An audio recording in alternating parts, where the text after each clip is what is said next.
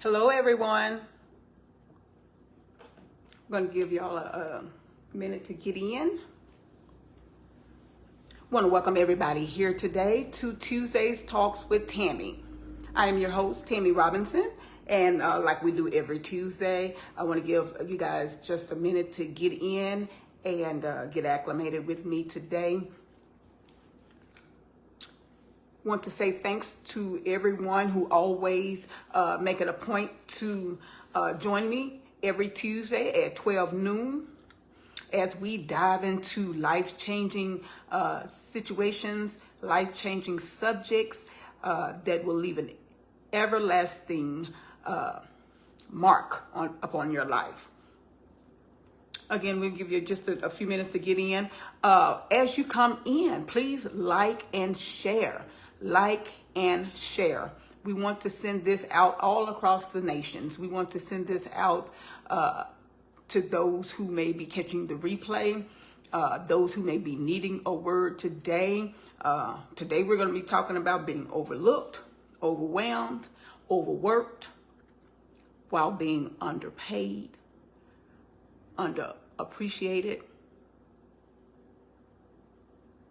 unapproved, right? So we're gonna give you guys just a minute to get on, and I appreciate you all for joining me every Tuesday. Hey Cheryl, thank you for joining me every Tuesday as we dive into these, like as lives are being changed. My life is also being changed while I walk in purpose and while I walk in the obedience of God, who has called me to do these things and bring you a word on every Tuesday. So while we're giving people a chance to come in, let me just say that I am excited about some changes that are getting ready to be made with Tuesday's Talks with Tammy. It's going to be some different things going on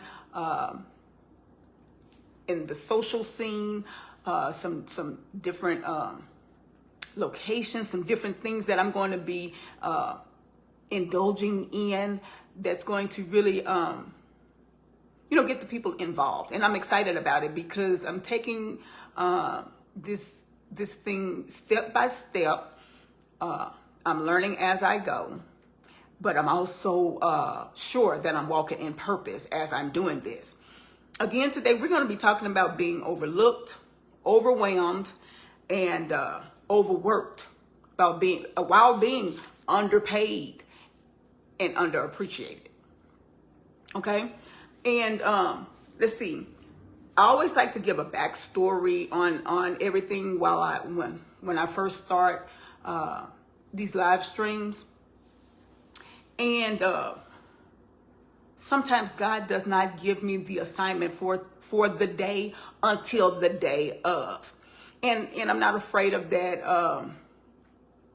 I've lived my life. Hey Phaedra, I've lived my life according to the word of God and by faith.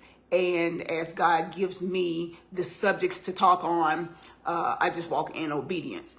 So today, even before I came on and I prayed and I said, God, send the people that have been overworked. Send the people to this live stream that have been overlooked. Send the people to this live stream that have been overworked. Hey, Antoinette. And overwhelmed. Send those people to this live stream. Send those people who have been underpaid. Those people who have been, they're overworking themselves. They're overwhelmed by work, but they're underpaid. They're underappreciated. Okay? So those are the people that I want to talk to today. Those are the people that God is going to touch today. Why do I know that? How do I know that? Because he gave me this word specifically for you today. Hey, Shawana, he gave me this word specifically for you today. If you know me, you know a little bit about my background as I have shared for the last 6 months or so. I'll just say recovering. I'll just call it recovering from PTSD, post-traumatic stress disorder. And one of the things that comes with that are trauma responses. And everybody has them. You don't have to suffer from PTSD to have trauma responses. You can have experienced one traumatic thing in your life And when that same thing echoes in your life again, you have what they call a trauma response, because that thing left a lasting impression upon you, and you respond to it in whichever way. Hey, V, you respond to it whatever way. Now, we're looking for healing. We're looking for healing. We're not looking to just keep responding, but we're looking for healing. 4 main trauma responses. I want to just talk about that right now. There's 4 main, and you can find yourself in any of the 4, but there are 4 main trauma responses, and see which one you are before we go into being the overworked, the overwhelmed, and the overlooked. See which one you are, because what we want to lead to by the end, hey, Cariana, what we want to lead to by the end of this live stream is healing, or being on that road to healing, being on that journey to healing. We need to go from that place of stagnation, go from that place of being stuck, going from that place of having excuses to being on a journey, hey, Kimbria, to going on a journey of healing, being healed. No longer will we keep reaching back in the past and saying, because this happened to me, because he did this to me, because she did this to me, this is why I am the way I am. That is why, but we don't want to stay there. We want to go on. We want to journey on to a destination called healed. Okay? 4 main trauma responses: fight, flight, freeze, or fawn. You can find yourself in any of those trauma responses. When we say fight or flight, and those are the 2 that we hear a lot, a person who has a trauma response of fight, it doesn't necessarily always mean the physical. Okay, fight. That's that person who's always angry, or who uses aggression, or attempts to control the situation. Guilty as charged here. My trauma response is usually the fight response. And again, it's not always the physical fight response. It's anger, aggression, or attempts to control. My attempts to control situations get so bad sometimes that even the medication, whatever medication you use, even the medication that's prescribed to, and when I say whatever you use, everybody's not on medication, neither am I, but anything that you use to try to soothe or regulate your nervous system, you want to be in so much control till you don't even allow that to work, right? I remember taking or being prescribed a medication that would help level off because I was having anxiety and panic attacks like back to back to back. And if you've ever had an anxiety attack or panic attack, you know that when you come down off that thing, or when you come out of that thing, you are worn out to the point that you just want to sleep for like 2 or 3 days, because your brain has been through such an experience, the overthinking, the overload, you've been in a panic. And the medication that was prescribed, there was one that set me in a seat for about 5 hours before I realized that I had moved for 5 hours, right? And then there was, I didn't like it. I didn't like it because I like to be in control. And that medication was controlling me to the point of I was out of control. It made me angry. Hey, Rodney, it made me angry. So that's one. I don't want to stay on that too long. That's one trauma response. You can also talk about the flight behavior. Flight behavior are those people who like to avoid situations. If that's you like to avoid situations. You want to escape everything. When you're the ones that people say we need to talk, and you be like, oh boy, I don't want to talk. Let's just avoid the situation. You're the kind that ghost people.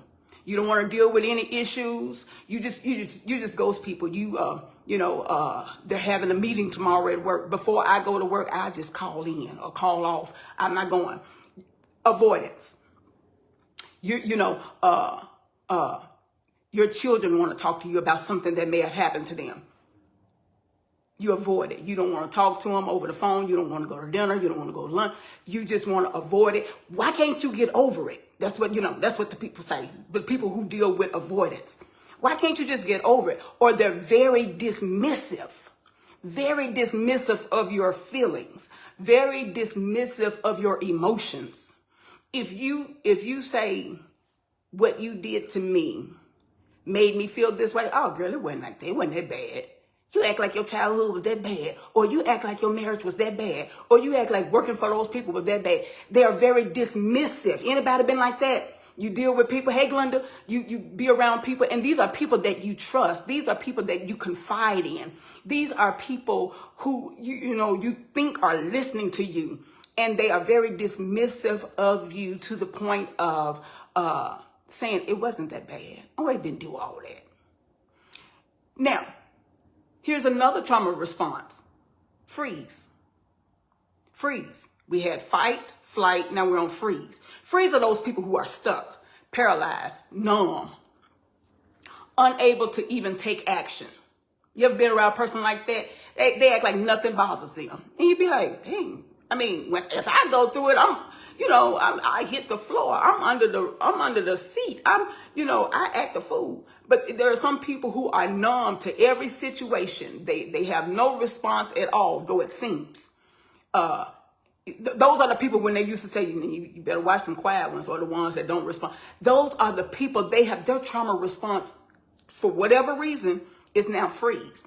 They're stuck. They have been conditioned, maybe even as a child, to where their caregivers or their parents maybe never believed them in a situation, did not come to their rescue, left them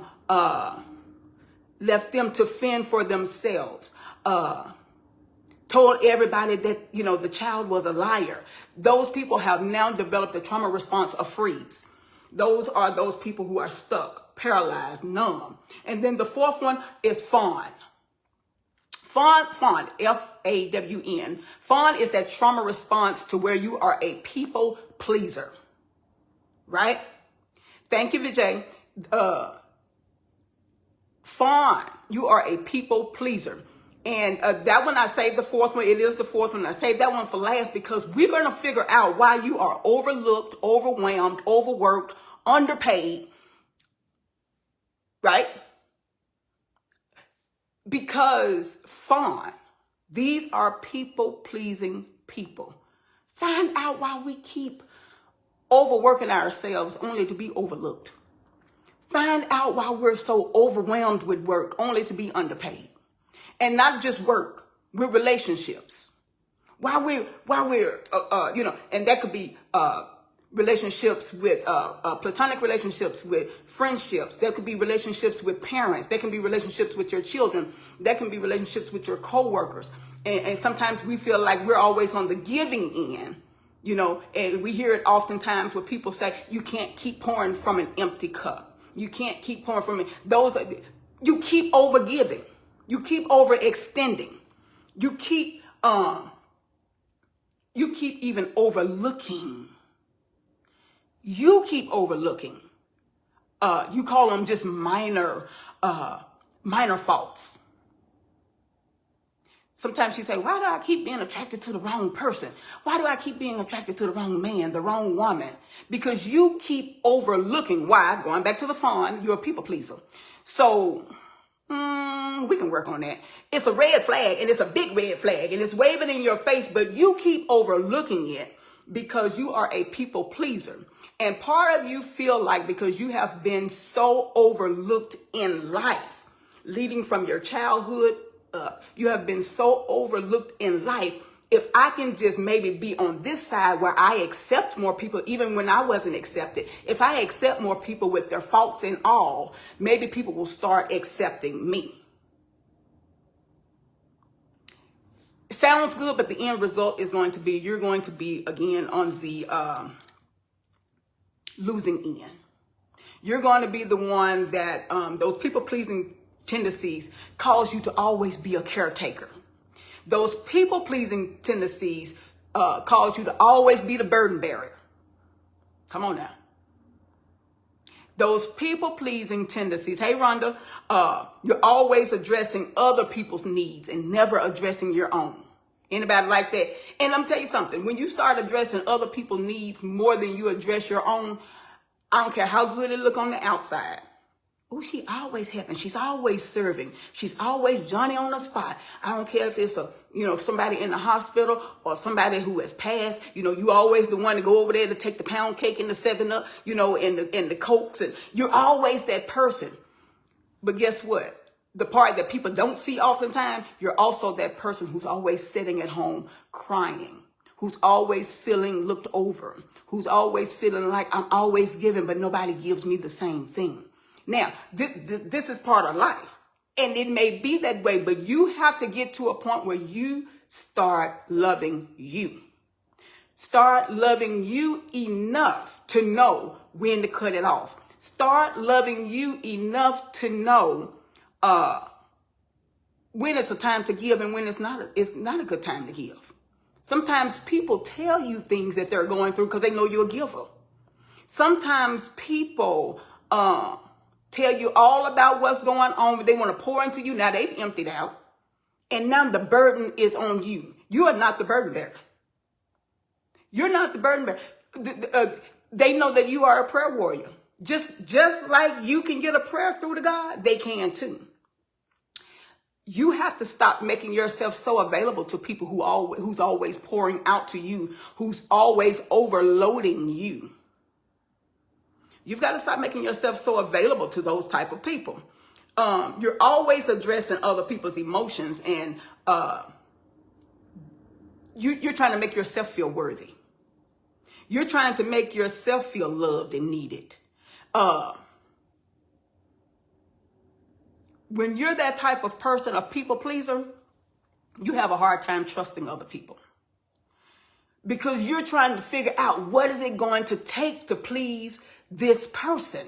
What is it going to take to please this person? I've done, and you'll keep a list of it. You'll write it down. You'll make a list. I did this, and this for them. They have yet to do anything for me. You see how they go? Now you're really getting a chance to see your own heart. That really, you're not doing it for the heart, from the heart. You're doing it because you want someone to reciprocate. You're doing it because there is a void that you're trying to feel. And sometimes you're trying to get it filled through the wrong person. Okay? When we are people pleasers, our self-esteem takes a hit. Because we never feel like we're good enough. Yeah, we're going to get to the being overlooked and overwhelmed and underpaid. And all. We're going to get to that. But I'm letting you know that if you are a people pleaser, this is what causes the onset of being overworked, of being overwhelmed, of being overworked, right? Overworked, overlooked, overpaid, because you are a people pleaser. You want people to see you coming in early. You want people to see you staying late. You tell everybody, that person was on the corner with a sign, we'll work for food, and we can find them on any corner. And we record ourselves giving to the person. Why? Some of us, we have a heart of giving. Some of us, we just want to be accepted. We just want to be known as a giver. We just really want to feel, or want people to feel how we wanted to feel, whether it was as a child or whether it was in your formative years, as a teenager, or what. When we don't get that, and you are a people pleaser, and when that void is not filled, we tend to get over into other unhealthy ways, like drugs, alcohol, wrong relationships, overworking. Those things. Those are the things, because we're people pleasers. Maybe if they see me staying late, I won't be underpaid anymore. And I don't care how much you work.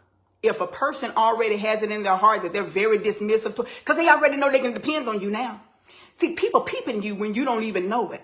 And they're peeping you to see what type of person you are. Hey, LaShawn, they know what type of person you are before you can identify what type of person you are. All you know is you have a void there that needs to be filled. They already know you're a people pleaser. They don't care how long you stay late at night. They don't care what time you came in that morning. they still going to underpay you. They're still going to underappreciate you because you looking to please people. You may be, and I'm speaking, and I'll just go out on a limb and say this, I'm speaking prophetically. You may be in the wrong job. And you've been working yourself for a long time at a job that's not even part of what God has for you. You've been at a job that's not even your portion. You've been at a place that's not even a part of your purpose. And you've been working your fingers to the bone, and you've been that unappreciative. See, because I'm telling you something, when you do what you love, the money gonna follow, because that's where your heart is. Sometimes when you're doing what you love, you lose track of time. And the pay is going to come, whether it's from that employer or somebody on the outside, because you're now operating in purpose. Hey, Natasha, you're now operating in purpose.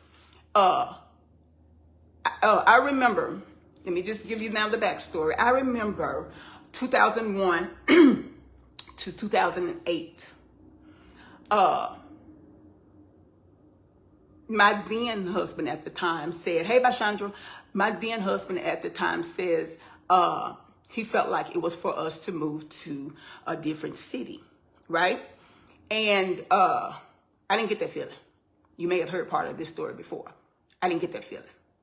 I didn't feel it in my bones. I didn't feel it in my heart. I didn't feel it nowhere over me.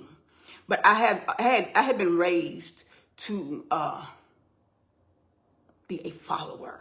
I had been raised to that where the husband, I do still believe all of this stuff to an extent, and I'll tell you what the extent is. Be a follower, and whatever your husband say, you need to follow your husband. All right. I didn't feel it. Let me just put a pin in it right there. I didn't feel it. I didn't want to be there, but we were going to be there. We went there. At the time, I only had 2 children.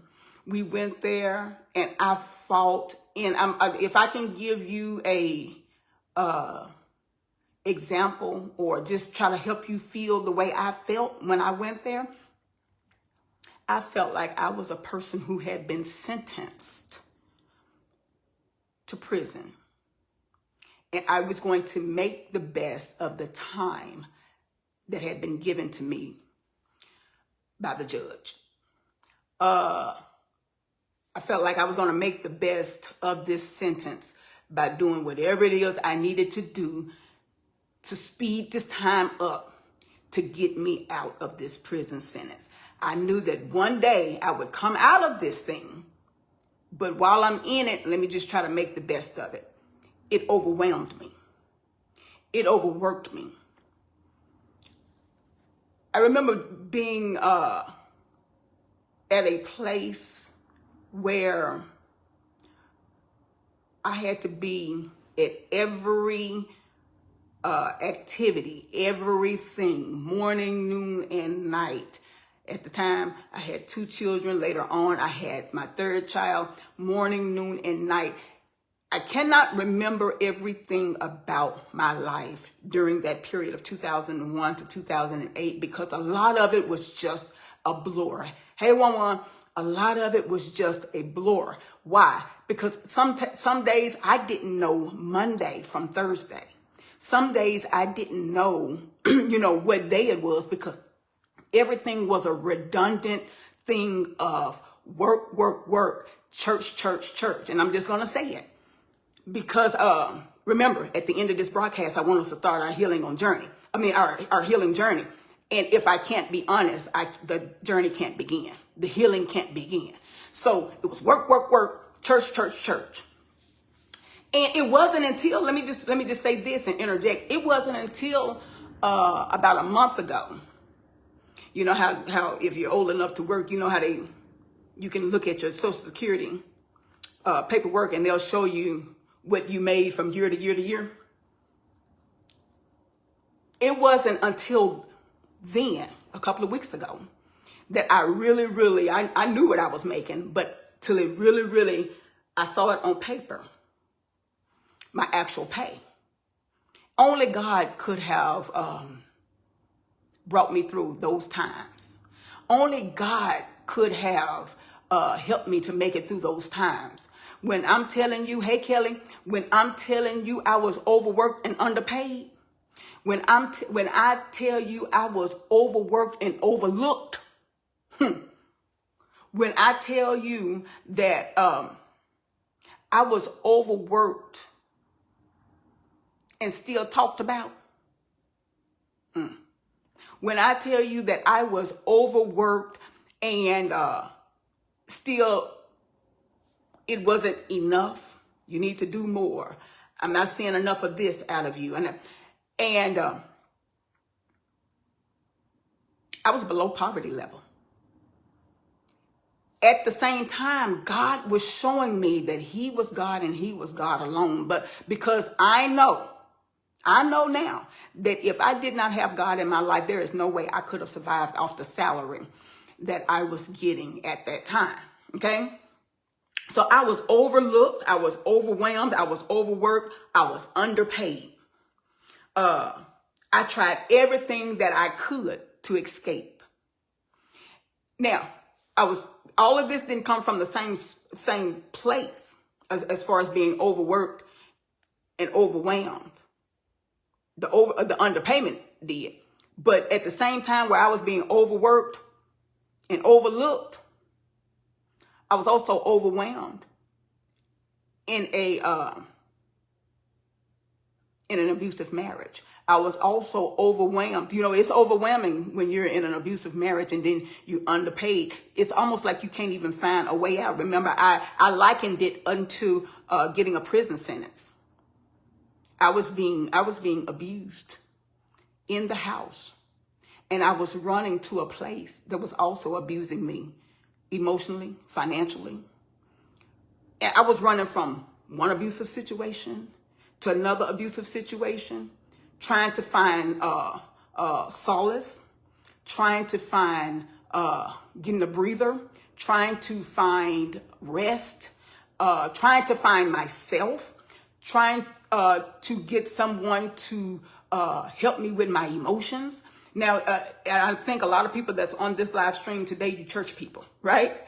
If you know church lingo and church talk, everybody just give it to God.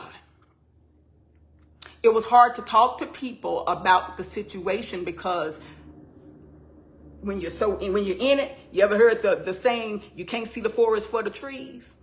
When you're in it, it's hard to actually see what you're actually surrounded by or what you're actually in. It's not until you get out of it until you can actually see what you were in, right? And so it was hard to talk about it to anyone because the people I needed to talk about, the people that were supposed to be for me, those were the people that were abusing me, right?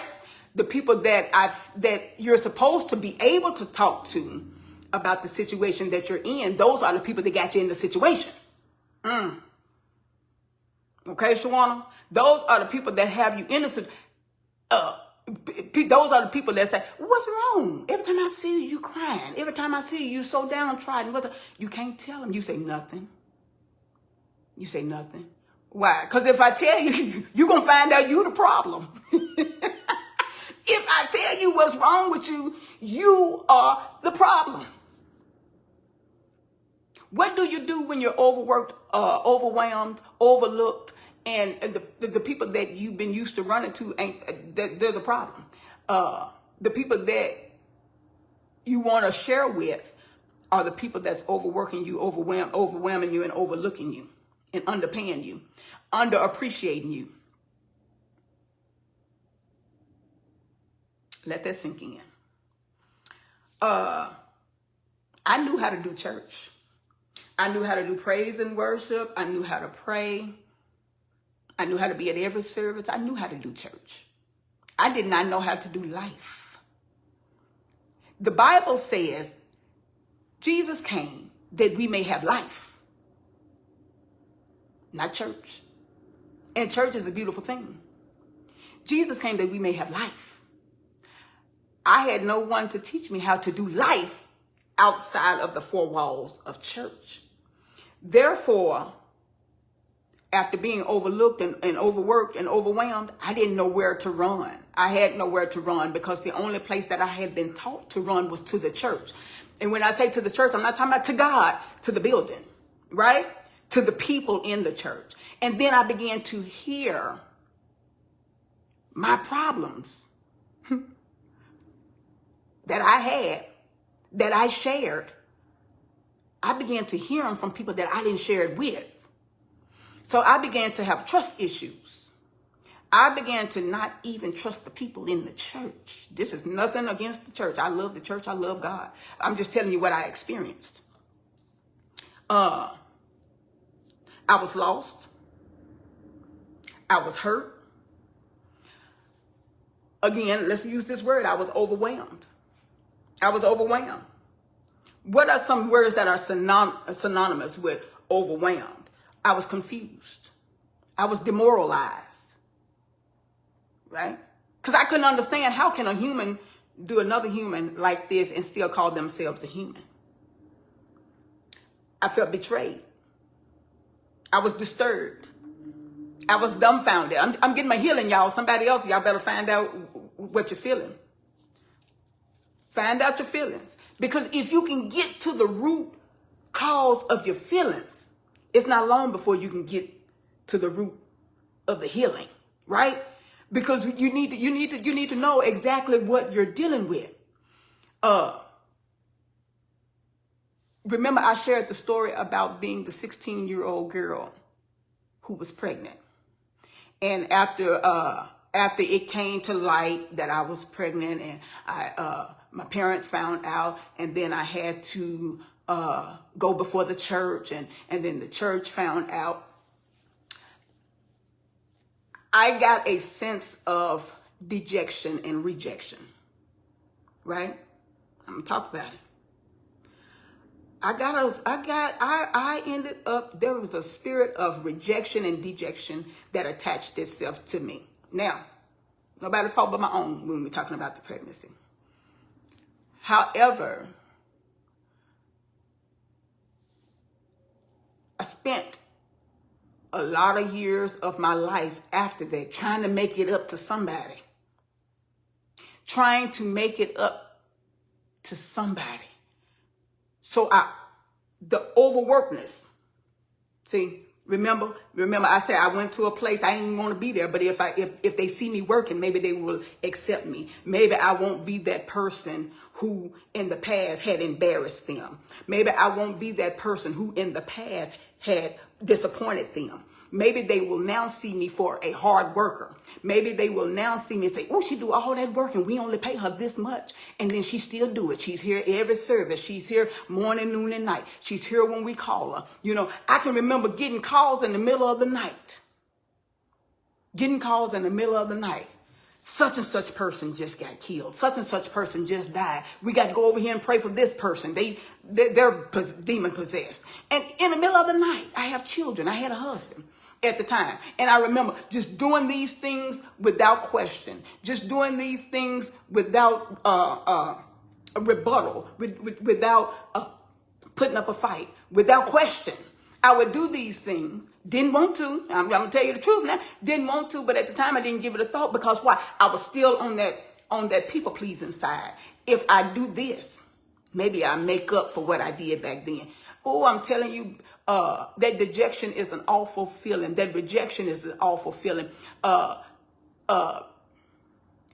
Being left out there, that emotional dismissiveness is a bad feeling. Because if you dismiss my emotions back then, I'm working all of this time. I'm working all of these years to try to get you to accept me again, emotionally, mentally, physically.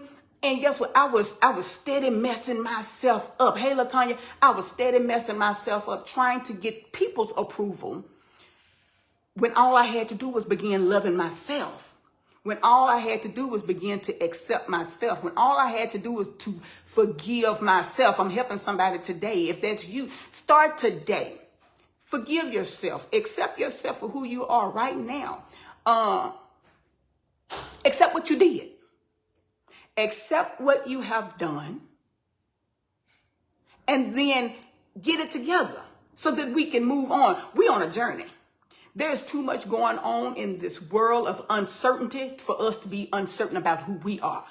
There's too much uncertainty in the world for us to be uncertain about the God we serve. And we're uncertain about the God we serve, then we'll be uncertain about who he made. And we are fearfully and wonderfully made. If we get that part together, that God loves us in spite of, that God loves us regardless of what we did, then we can move past that. A little joke here. This past weekend, I was with my granddaughter, and she was using my charger. She was using my phone charger, and she accidentally knocked her phone off. And when she knocked her phone off, it broke my charger, the part that plugs into the port. She broke my charger. And if you got an iPhone, you know that iPhone chargers are not cheap, right? So me and her had words. And if you know Dakota, you know we had words. And so that was like Friday night. So Saturday, I woke up the next morning and my phone only had, about 5% on it. And I said, if you would not have broken my charger, my phone would be charging. And she said to me, you need to learn how to leave stuff in the past. I can't understand why you can't leave that in the past, is what she told me. Now, you broke my phone, but you want me to leave it in the past. I mean, you broke my charger, but you want me to leave it in the past. Now, I'm laughing today, but it wasn't funny then. What I'm saying to you is this. In order for us to leave things in the past, we have to first confront them. And all of it don't feel good. It didn't feel good once that girl broke my charger, and I knew that I was going to have to pay anywhere between $16 to $29 to get a new charger, right? Depending on which one I got. It didn't feel good, but I got another one. I've moved past it. My phone has been charging, and I'm good. The same thing with what happens in your life. If you can actually deal with it, deal with the consequences that came along with it, and move on, I promise you there is such a good life on the other side of you forgiving yourself. There is so much good on the other side of you forgiving others. Now, check this out. There are times that you're going to forgive others and they hadn't even asked you for an apology. Hey, Ron. There are times that you're going to have to forgive others and they didn't even apologize. There are times that you're going to have to forgive others and they don't even realize they did anything to you. Because the forgiveness is for you. The forgiveness is for you. We've got to move on. You're talking to a person who, and I told you that my avoidance issue, or my trauma response now is fight. But at one point in time, my trauma response was freeze. I would be stuck. I could tell you the same story over and over and over and over again what a person did to me. Thank you, Ron. I can tell you over and over again what a person did, but I was stuck in it. I wasn't doing anything to fix it. See, sometimes we'll tell what the person did over and over and over and over again to us, and we waiting on them to fix it. They're not going to fix it. What we have to do is be honest with ourselves that whatever they did to us, whether they know what they did or not, it's up to you. And if you don't know the first step into fixing it, well, the first step we have to do is admit, and that's with anything. First step we have to admit. It's not fault finding. It's just admitting. Okay, Glenda, I see you. It's not fault finding. It's his fault, her fault. If they wouldn't have did that to me, if my mama would have did, if my daddy would have did, it's not that. I'm going to tell you something. If you find yourself always working, always want the boss to see you, always want to attend you're in attendance for everything. You want to be in the know. You're a socialite. You're really an introvert, but I got to be out there because I have to be seen. These people, you may need to check yourself for being a people pleaser. When you know that you have been working the same job and have been overlooked year after year, have been underpaid, have been overwhelmed. You got every time you look around, you got a crisis going on that you have to fix in your department. You have something that you have to stay overtime. Yet you're on the same salary. Yet nobody acknowledges you. Hey, Barbara. check and see if that's within your purpose. Check. Now, sometimes it's just, if it's in purpose, you don't care. You stay overtime. It's not bothering you. I'm not talking to you. Right? But check yourself. This is a self-examination. Check it out. Remember, I told you from the beginning, when I moved to that place where I moved, I didn't want to be there anyway. So everything disturbed me. Now, I don't want to be here, and you finna overwork. I didn't ask to come here. I mean, how are you overworking me and underpaying me? I didn't ask to come here. I felt. That's why I keep telling you all. I felt like I was in prison. Have you ever seen, or you may have watched it on TV or whatever, and prisoners, they work, and then they're only paid pennies per day? Okay, you ain't wrong. They're only paid a little bit, and they work you. They didn't want to be in prison, of course not. And then they work you, and then they only pay you pennies per day. Prisons are not only behind the cells. Some of us have imprisoned ourselves. Some of us have allowed other people to imprison us. And let me tell you something. Strangers don't imprison you when we're talking about this here. Sometimes we are imprisoned by our family members, our employers, our churches. Come on. I remember going to services I didn't want to go to, but I was there. My heart wasn't even there, but I was in attendance. Why? Because you wasn't going to call me out about not being there. Okay, Glenda. You weren't going to call me out about not being there. Now, guess what? Years later, I found out that was worth nothing. If a person was keeping the score, if it was for God keeping the score, it was for whatever it was worth with me being in attendance. If I did not want to be there, I didn't get no points for just being there. Okay? Okay, one. I didn't get no points for being there with God. You know, I didn't get no points for God for being there. Now, I talked to God one day about it, and I said, God, I got to get out of this situation. And I know I'm dealing with about 18 more minutes. I said, God, I got to get out of this situation. I was imprisoned. I was in a place that I was overworked. I'm talking to somebody today, somebody gonna go ahead and get ready to type up the resignation. I was at a place where I was overworked. I was overwhelmed with a situation or situations that was going on at home. I was being overlooked. Hey, Coco. And I didn't know what to do. See, when you're overlooked, overworked, and overwhelmed, and you got so much going on that you don't even stop to ask God which way you should go, we start making decisions off the cuff. We start lacking motivation.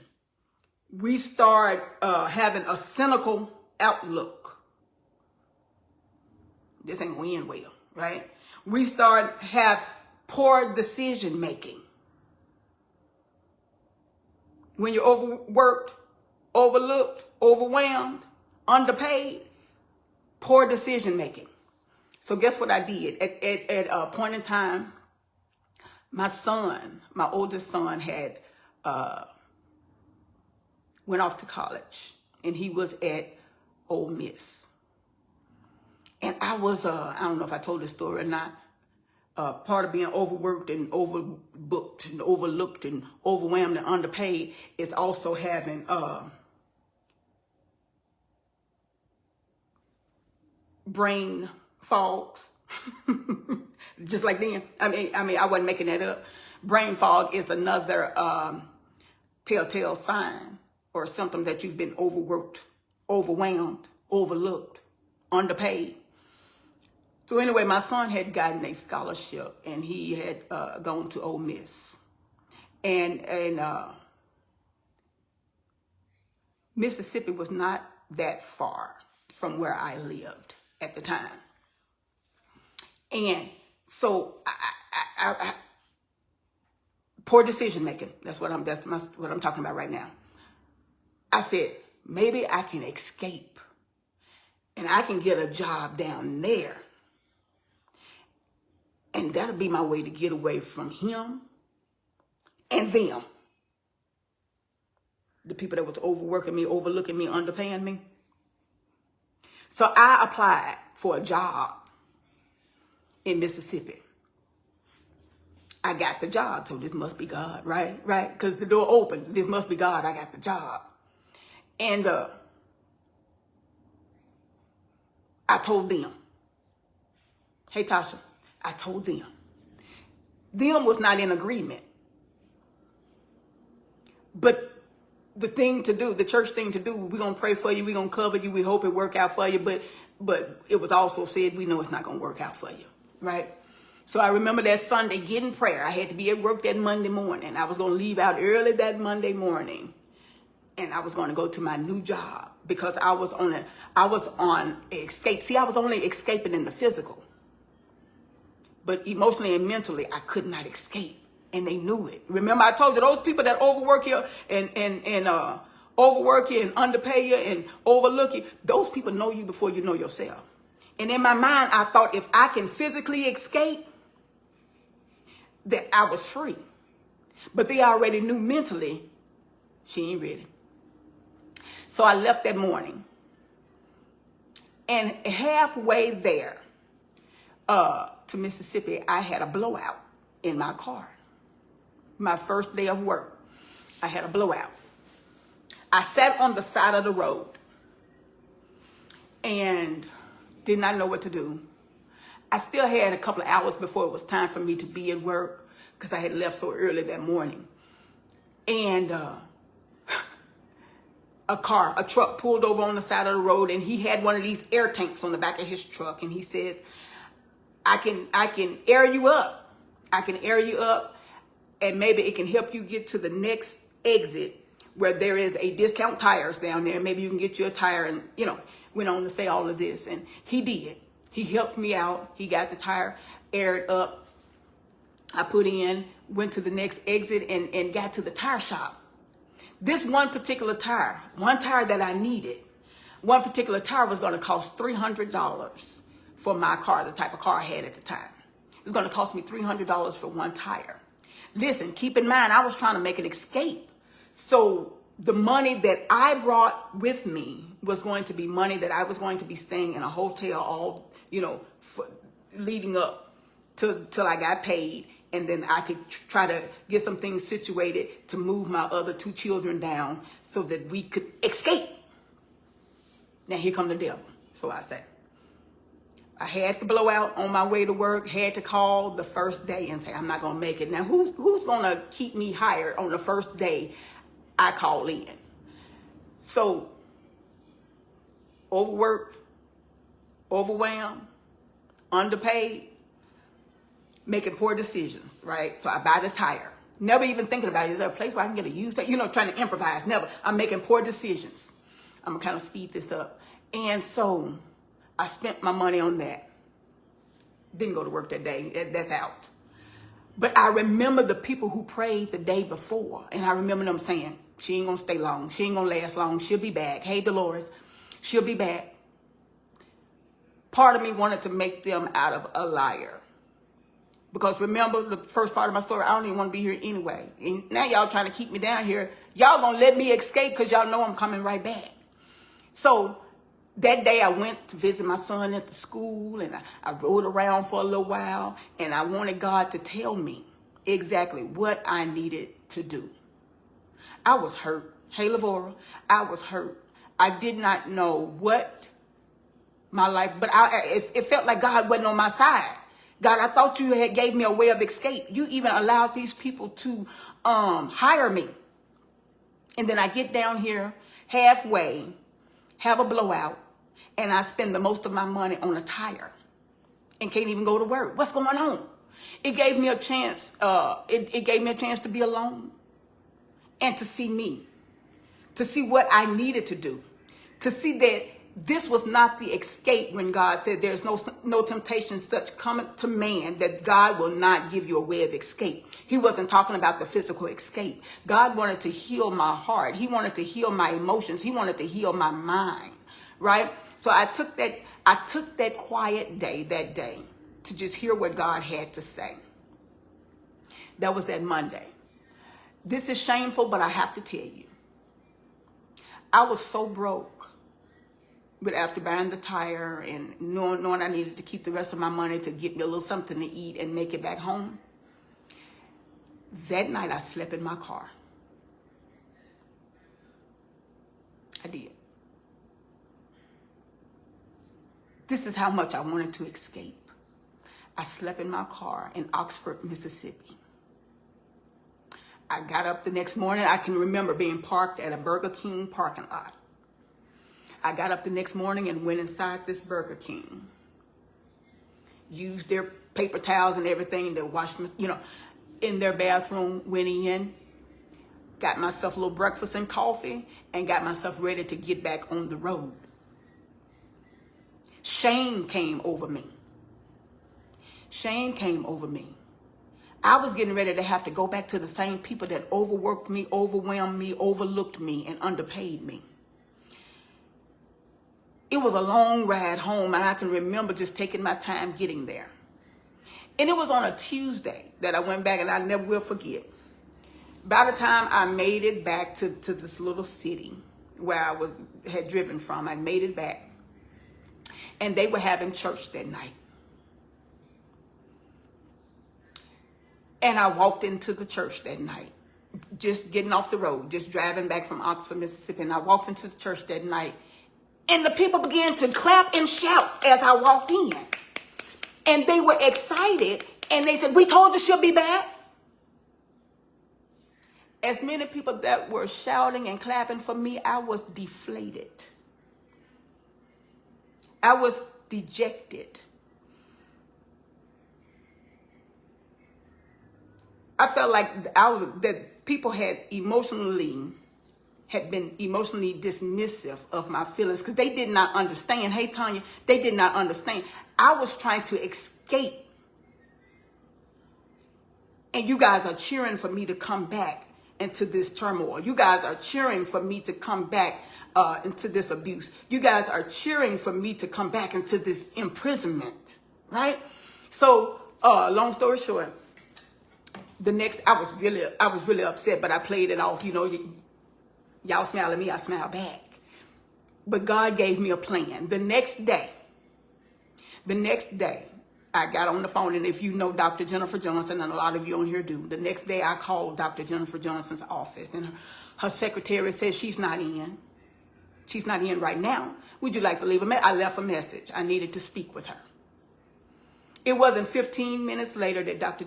Jennifer called me back, and she said, "Tammy, what's going on?" I gave her the rundown, just like I just gave you all. I gave her the rundown on what's going on. And she listened to me. A lot of stuff I was just spewing out. And by this time, it was, 7 years of everything that I had gone through. And I'm just spewing out. And she listened without interjecting. She listened without trying to, put her side in. She listened without interruption. And when I finished saying everything I needed to say, she said, "Now, what is it that you want to do?" I said, "I don't know. I just know I want to get out of here." Woo! That's some of you today. You don't even know what you want to do. You just know you're in prison and you got to get out. All you know is you overworked, overwhelmed, overlooked, and underpaid. That's all you know. You don't know what you want to do, but you know this ain't the will of God concerning you, right? I want to help you get delivered today. Let's go on this healing journey together. Dr. Jennifer said, "What is it that you want to do?" I said, "I don't even know. I just know I got to get out of this." She prayed with me that day.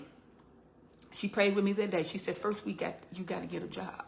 You don't have any income in order to escape this." See, people can hold you down when they know they have the authority over how much you make, where you live, where you can go.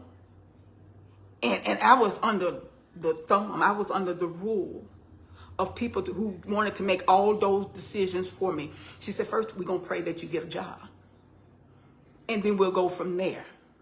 And boy, I worked on my resume. I didn't even know where I was going. I hadn't worked in corporate America in years. I had done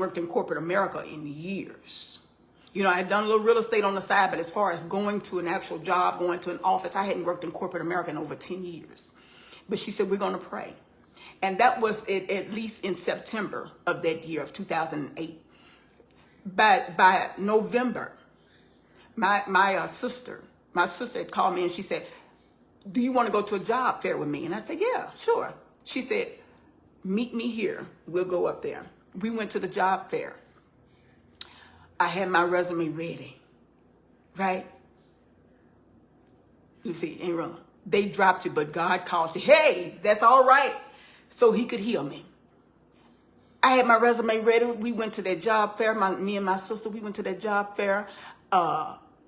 They looked over my resume. Now, remember, I hadn't been in corporate America in over 10 years. So what I could do a lot because I had already been overworked. I could do everything. I don't care if it's making coffee, decorating your office, or hey, Nina, or doing clerical work, administrative work, cleaning the bathroom. I don't care what it was because I was overworked and underpaid. So my resume, I knew how to make it stand out. So I went to the job fair and I got interviewed by one lady and she loved it. And I never will forget her, Mary McKenzie. I never will forget Miss Mary McKenzie. I felt like I was indebted to her. And she sent me to the second interview. The second interviewer said, we're going to send you over for your background check and your drug testing and everything like that. And we'll give you a call. They loved me. I looked for my sister. She was nowhere to be found. She was already sitting out in the car. Long story short, I got the job and she didn't. Now that's not to rave about I got the job and she didn't. It was that she allowed herself to be used by God in order that a door may be open for me. God opened that door for me to get that job, and I found favor with those interviewers and those managers that day. And that's the job that I had for the last 15 years that helped me get out of the situation that I was in into a better situation and helped me to get on the healing journey out of an abusive situation, out of an abusive marriage. And it also helped me to build up my self-esteem, helped me to start loving me, helped me to start, learning to get up and get dressed and be sociable again and actually just finding life again. It was just like I had gotten paroled from prison. Right? Because everything was new to me and I had been locked up for 8 years, but God opened up a door for me to walk out of. I walked out of one door and walked in another one that God, I'm telling you, if I'm talking to you today and you know that you have been in a place, hey, Andrea, you have been in a place where you have been overlooked, overworked, overwhelmed, and underpaid, underappreciated, God has a way for you. Now, you got to get quiet so he can give you instructions. You got to get quiet so he can give you precise instructions on what to do next. There is a next for you, and I'm talking to you. I prayed and asked God before this live stream to put the right people on this live stream, whether you catching the replay or the live stream right now, that there is an opening for you. You got to get quiet. If you got to spruce up your resume, if you've got to, look in another department. I know you got a lot of friends in that department that you're in, but God getting ready to move you to another place. And God getting ready to open up a door for you. He's getting ready to set you free. People have been using you. And I'm talking about from higher ups to the people sitting next to you. They've been using you. They see your work ethics. They see something that you couldn't see. But God getting ready to show you. He's getting ready to show you to the point where you getting ready to you don't even know you yet until you write it in your resume. Oh, I sure do that. I've been overlooking myself. I've been overlooking all these things that I've been doing because you do them from the heart. You do them because it's you. But other people have been taking advantage of who you are, and they have been underpaying you. They have been putting you in a modern day slavery, and they've been okay with it because you've been okay with it. Today, shake yourself. Today, shake yourself. You're no longer okay with being imprisoned. Today, shake yourself. You are no longer okay with being used. Shake yourself because you are no longer okay with being overworked, overlooked, overwhelmed, underpaid, and underappreciated. Now, I'm talking about that with a job, but I don't care if it's a relationship. I don't care if it's with your parents. I don't care if it's with your children. I don't care if it's with, family members or however it goes. Shake yourself Because at the end of the day, the only people that we can blame for being used, for being abused, is ourselves when it comes to that, because it's what we allow. When people ask me how did I stay in a 15-year abusive relationship so long, the finger pointing don't go there. Because he ain't make me stay. The finger pointing has to come here. For whatever reason, if you thought something was going to change, whatever reason, let me say this as I get ready to close. Those of you who have dealt with being emotional, dismissed, you're mentally exhausted, you have been depleted, you no longer want to be around people, things have happened that have caused prolonged stress or excessive stress, and it's prolonged your promotion, it's prolonged your exit. Today, God wants to open the door for you if you surrender. I tried to do things in my own might, even to the point of embarrassment. I tried to do things in my own might, even to the point of, and I know I'm going over a little bit, but I'm trying to help somebody. If you got to go back to work, catch the replay. I tried to do even to the point of sleeping in my car. Because I knew y'all wanted me to come back, but I wasn't going to give you the satisfaction in the same day.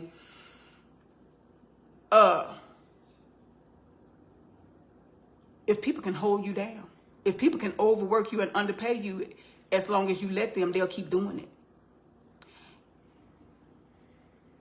If people see that you don't see your own value, they won't shine a light on your value. Why? Because once you find your value, you're going to go up on the price. People understand that as long as you devalue yourself, then they can underpay you. They can use you for all that they need. See, it wasn't until years later that I realized that I had survived with 3 children. Now, I had a husband, but he had an addiction. And so I had survived. Hey, Dan, I had survived with 3 children off $9,000 a year. Tell me God ain't real, because I don't know how anybody else in the millennium can live off $9,000 a year with 3 children. Try to eat, try to think, try to buy your children clothes. Got to be here, got to be there, got to look the part. I was emotionally, physically, mentally, financially robbed for years. What I do today, like this Tuesday live stream, I don't make any money off this, but I'm obeying God. What I do today is in hopes of helping somebody else. Don't allow yourself to be pimped that long. Don't allow yourself to be used as long as I was used. Don't keep selling yourself cheap. God has given you a gift. Whatever you do, whatever you're doing, whether you're working behind a cash register or flipping burgers, or you at the top of your charts, in management position, don't allow yourself to keep being overworked, overwhelmed, overlooked, and underpaid and underappreciated. It's a horrible feeling. The longest person it took for me to forgive is me. It took me the longest time to forgive myself as to how could you let them use you that long? How could you let them abuse you that long? The hardest person it was to forgive was me. And that's right, ain't wrong. This is the year of the open door. I don't care what's going on politically. I don't care what's going on socially. God said in 2025, you still gonna thrive. See, because there is a kingdom. We talking about the kingdom of God. There is a kingdom that you belong to. And we speak Goshen over you. And when I say that, we speak prosperity over you, irregardless of what's going on. We speak doors open over you. And while I'm speaking it over you, I'm speaking it over myself as well. We got to quit being everybody else's footstool. When I say footstool, it's what people use you to prop themselves up on to get higher while you still down here. God has made your enemy your footstool. You're not the footstool. And God wants to take you higher. Yeah, there's a time to be humble. And we'll always remain humble under the mighty hands of God. But it's a time right now. We've come to a time right now that we no longer have to be the footstool and allow other people to rise up off our backs while we still remain low, while we still remain overlooked, overworked, overwhelmed, and underpaid. Right? Okay, Shawana, you received that? I pray, I know I went over 5 minutes. I pray that those who are watching now is already making your list. Where do we go from here? And those who are catching the replay, make your list. Where do you go from here? There's some open doors. Don't miss that open door. There are some doors that God will open that are revolving doors, and that door will come back around to you. And you've already missed it the first time. Get ready. The door is coming back. And you need to be ready. That when you need to be able to walk through. Now, sometimes have you been through some of them revolving doors and you try to catch it and you almost get closed in there? Some of it, God been dealing with you all. That door is there right now, and you about to miss it out of fear. You about to miss it because you don't want to make your sister mad. You about to miss it because you don't want to make your mama mad. You about to miss it because you don't want to make your boss mad. You about to miss it because you don't want to leave your coworkers. You're about to miss it because you like the ideal of being married, but you know you with the wrong one. You're about to miss it. God said, don't miss, this is your open door. Okay, and Ron said, I just heard the word higher. Higher. Higher. H-I-G-H-E-R. God wants to take you higher. I also hear the word higher. H-I-R-E. Somebody is about to get hired, right? 2 words. God wants to take you higher. And there's some of you who ready to hear the word higher. Look at that. Look at that. They're already celebrating with you. It's time. It's time. It's time. Hey, Richard, it's time. And I know it's time for me to go, but I can't lose it. It's time. If I went through what I went through in order to be able to help someone else, it's worth the time. And I went through it with people that I knew. I went through it with people that I love. I went through it with people who had supposedly had my best interests at heart.